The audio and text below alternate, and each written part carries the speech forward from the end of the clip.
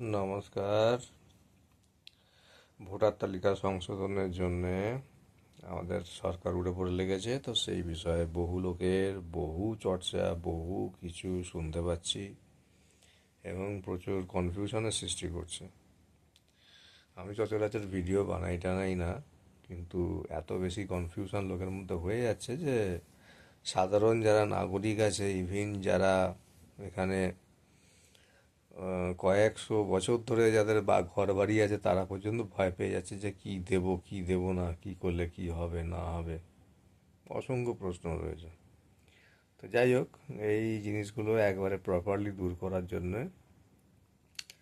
আমি এরপর থেকে ভিডিও বানাতে শুরু করছি। তো আপনারা দেখবেন, আজকে অনেক রাত হয়ে গেছে, এই মুহূর্তে বানাচ্ছি না। আজ কালকে সকালবেলাতে উঠেই আমি ভিডিও বানানো শুরু করব। আপনাদের সমস্ত প্রশ্ন, অন্যান্য জায়গাতে যা প্রশ্নগুলো দেখলাম, অদ্ভুত অদ্ভুত প্রশ্ন লাগলো।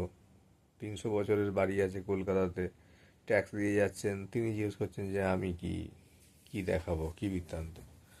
একজন 150 বছর আছেন, তিনি সেই সেম কোশ্চেন জিজ্ঞেস করছেন। তো এরকম সব বিভিন্ন সব ব্যাপার রয়েছে। তো এগুলো আর কি, মানে তাদের একটু ভয় পাইয়ে দেবে যে কি দেখাবো। কারণ আধার, ভোটার, তারপরে কি আমরা ড্রাইভিং লাইসেন্স আর রেশন কার্ড, এই সমস্ত নাগরিকত্বের প্রমাণ হিসেবে গ্রাহ্য করছে না। ভোটার কার্ডও নয়। তো ফলে কি হচ্ছে, ফলে তাদের অন্য ডকুমেন্টেশন দিতে হচ্ছে, প্রমাণ করতে হচ্ছে যে হ্যাঁ সবাই এখানেই ছিল, পূর্বপুরুষরা এখানে ছিল। আমাদের তো জন্ম বড় হয়েছে, তার মানে কি আমাদের পূর্বপুরুষের কাগজ লাগবে। তো ঠিক আছে, আমি আপনাদের ডিটেলে বলে দিচ্ছি এই মুহূর্তে। তো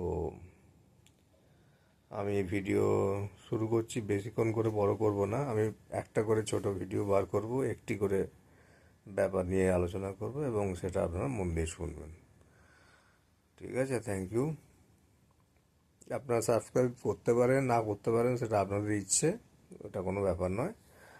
কিন্তু জানার জন্য ভিডিওটা দেখবেন এবং আপনাদের কাজে লাগবে আশা করছি। ধন্যবাদ। আমি দ্বিতীয় ভিডিও থেকে আপনাদেরকে সমস্ত ডিটেলে বলতে শুরু করব। নমস্কার।